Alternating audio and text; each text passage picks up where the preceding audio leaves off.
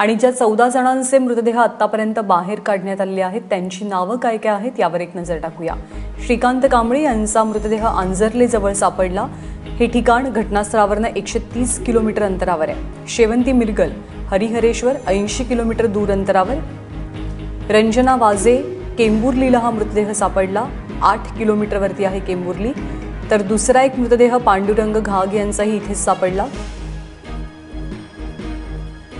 आवेद Chougule Dadli पुलावरती 3 kilometre अंतरावरती हा मृतदेह आढळून आला।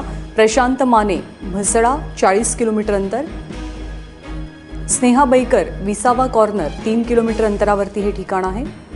सुनील बैकर आंबेत 25 किलोमीटर। प्रभाकर शिर्के त्यांचाही मृतदेह केंबुर्लीला सापडला। रमेश कदम वराठी 10 किलोमीटर अंतरावर। मंगेश काटकर आंबेत।